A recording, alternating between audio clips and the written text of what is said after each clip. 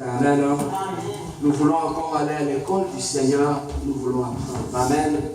La Bible dit, là où sera le corps, c'est là que les aigles vont s'assembler. Amen. Oui, bien aimé, là où sera la parole de Dieu, c'est là où les amoureux de la parole vont se rassembler. Amen. Oui, bien aimé, le thème que Dieu, l'Esprit avait déposé en moi pour que je puisse apporter à l'Église, le thème que nous allons parler aujourd'hui, nous parlerons sur le caractère chrétien. Le caractère chrétien. En lingala, on peut dire Isanelia, mon Christ, Amen. Le caractère chrétien. Est-ce que quelqu'un peut répéter après moi le caractère chrétien? Le caractère chrétien. Oui, bien aimé. C'est le thème que nous allons exploiter aujourd'hui. Alors, le premier texte que nous allons lire, je suis allé le chercher dans le livre de Genèse, chapitre 1, verset 11. Genèse, le premier épître de Genèse. Genèse, chapitre 1, c'est le livre du début, le livre du commencement. Genèse, chapitre 1, verset 11. Est-ce que nous sommes tous là? Nous lisons au nom de notre Seigneur Jésus-Christ. Puis Dieu dit que la terre produise de la verdure, de l'herbe portant de la sémence, des arbres fruitiers donnant du fruit selon leur espèce et ayant en eux leur sémence sur la terre. Et cela fit ainsi. Je répète encore. Puis Dieu dit que la terre produise de la verdure, de l'herbe portant de la sémence, des arbres fruitiers donnant du fruit selon leur espèce et ayant en eux leur sémence sur la terre. Amen. Amen. Oui, bien aimé. Ici, c'était pendant la création. Pendant que Dieu était en train de créer toutes choses, il était en train de définir comment va fonctionner les choses.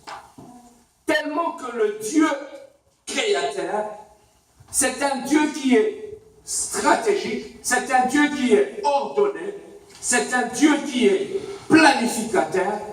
Dès le début, pendant qu'il avait commencé à créer, il définissait déjà chaque espèce et chaque sémence. Alors, pendant qu'il était en train de créer la terre, il a dit que la terre va produire de l'herbe. Et l'herbe que la terre va produire va respecter son espèce. Donc, ça veut tout simplement dire que les herbes qui vont pousser au Congo vont respecter le même principe que les herbes qui vont pousser en Asie. Le rose qui vont pousser au Congo vont pousser aussi de la même façon que les roses qui vont pousser en Algérie.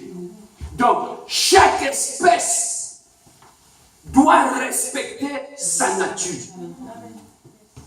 On ne peut pas s'aimer, placer, par exemple, des arachides dans le sol et que cela puisse produire de mangue. Donc, chaque espèce qu'on va s'aimer va produire aussi son espèce. Tout ce que nous allons s'aimer va respecter ces principes-là. Et ça, Dieu était en train de définir ce qui va être l'écosystème, comment la nature va fonctionner. Bien aimé, la nature que tu vois, depuis que Dieu l'avait créée, Dieu ne crée plus. Dieu a déjà créé, il a déjà défini chaque sémence. Dans chaque sémence, il a sa façon de se reproduire. Chaque sémence a son temps qu'il prend pour pousser. chaque sémence respecte un principe de fonctionnement que Dieu lui avait donné depuis le commencement. Ce n'est pas l'homme qui définit le temps qu'une sémence d'arachide va pousser dans le sol et jusqu'à produire des arachides. Tout est déjà défini dans la sémence. Donc lorsque vous prenez un grain de maïs, toutes les informations sont déjà là-dedans. Lorsque vous le sémez, il va respecter les informations que Dieu lui a données depuis le commencement. Donc ce n'est pas parce que tu es riche, lorsque tu sèmes quelque chose, que ça va pousser le même jour. Donc il ne respecte pas ce que les hommes disent ou la volonté des hommes. Tout ce que nous sémons respecte un principe que Dieu les a donné depuis le commencement. Voilà pourquoi ici, dans le livre de Genèse chapitre 1, verset 11, Dieu a dit chaque sémence va produire son espèce. Amen. Hein? Va produire son espèce. Voilà pourquoi tu peux être un savant dans ton laboratoire. Tu ne peux pas faire les choses, s'aimer un grain de maïs. Tu n'entendras jamais quelqu'un s'aimer un grain de maïs et que cela puisse changer d'espèce et aller pousser en termes de manguier. Personne ne peut les changer. Pourquoi? Parce que depuis le début, Dieu avait déjà tous deux défis. Amen. Hein? Si Dieu avait fait cela pour les herbes qui devaient pousser sur le sol, nous comprenons aussi que pour l'être humain, cela aussi est ainsi. Amen. Hein? Amen. Alors, pour l'être humain, il y a ce qu'on appelle l'ADN. Dans l'ADN, c'est l'ensemble des informations qui sont liées à une personne. Et cette personne-là, s'il veut se reproduire, il va se reproduire par rapport à son ADN. Voilà pourquoi, bien aimé, lorsqu'il y a un conflit en termes des enfants, souvent la justice se réfère à l'ADN. Pourquoi? Parce que dans l'ADN, on peut trouver la couleur de tes yeux. Dans l'ADN, on peut retrouver même ta taille, on peut retrouver toutes les informations qui sont liées dans ta vie. Voilà pourquoi lorsque nous mettons au monde nos enfants, ils reproduisent notre espèce. C'est ça ce que Dieu avait dit aux herbes. Donc cela est ainsi aussi pour l'être humain. Tu ne peux pas, bien aimé, avoir un enfant que tu mets au monde et qui ressemble à quelqu'un d'autre et qui ne te ressemble pas, qui a l'ADN de quelqu'un d'autre. Donc chaque être humain a en lui son ADN. Et s'il se reproduit, il transmet cet ADN-là à l'enfant qu'il va reproduire. Ça, c'est la nature. Donc on peut reconnaître un enfant à partir, on peut reconnaître le père d'un enfant à partir du test d'ADN. Amen. Hein? Donc, si on veut connaître le père d'un enfant, on amène cet enfant, on retire dans son sang et on va amener le sang au labo et on va faire des tests pour savoir qui était réellement le père de cet enfant.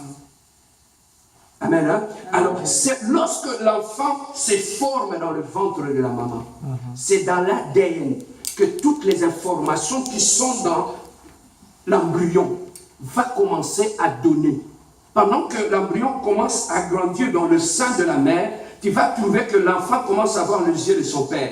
Il commence à voir les oreilles de sa mère. Il commence à voir la taille de son père. Ça, aucun être humain ne le manipule. Toutes les informations sont déjà dans l'ADN. Pendant que l'enfant se développe, toutes les informations se dispatchent.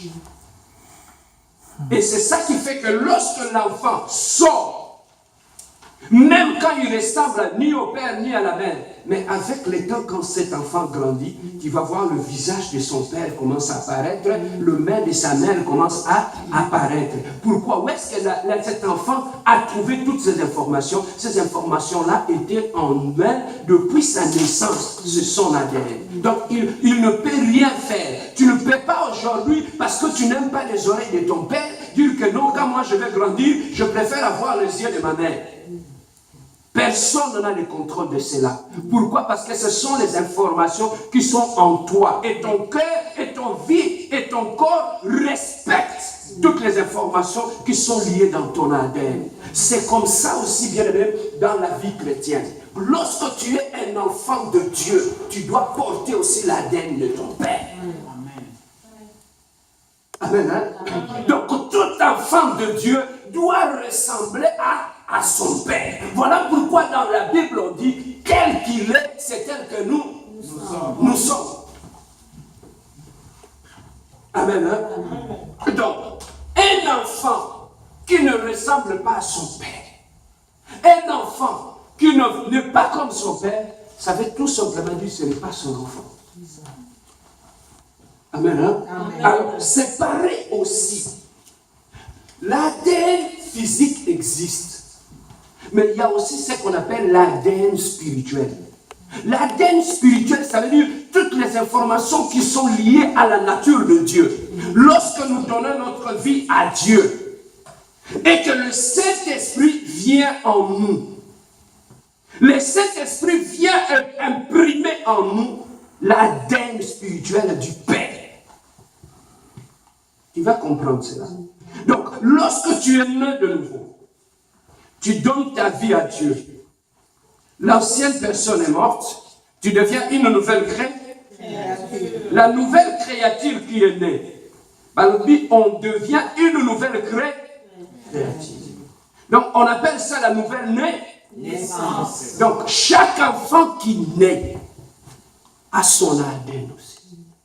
Donc, chaque personne spirituellement qui est née de nouveau est née aussi avec un ADN spirituel.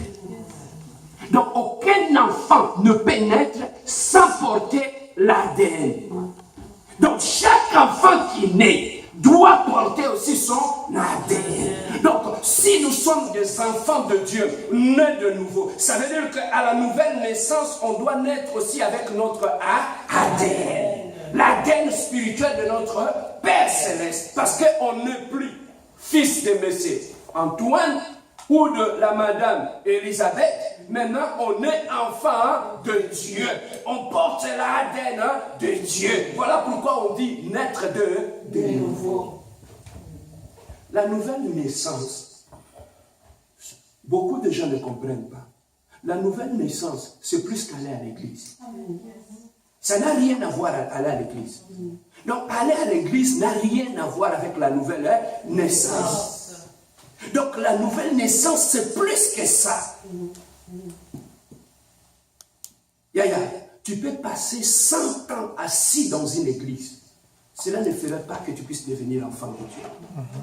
Yaya, imagine-toi, tu prends ta chaise, tu vas t'asseoir dans ton garage pendant une semaine. Et au bout d'une semaine, tu ne deviendras pas une voiture. Ce n'est pas parce que tu es assis dans le garage qu'au bout d'une semaine, tu vas devenir une voiture. Est-ce que vous êtes d'accord avec moi?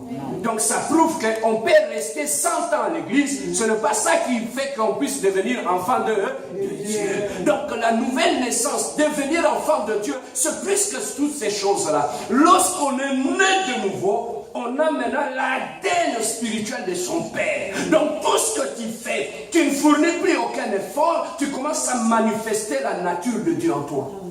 Même les gens qui ne te connaissent pas, lorsqu'on voit le fils de M. Antoine, les gens qui connaissaient M. Antoine, même en Asie, quand ils voient, n'avez-vous jamais vu que tu rencontres quelqu'un au bout du chemin, dit, toi tu n'es pas le fils de M. Antoine?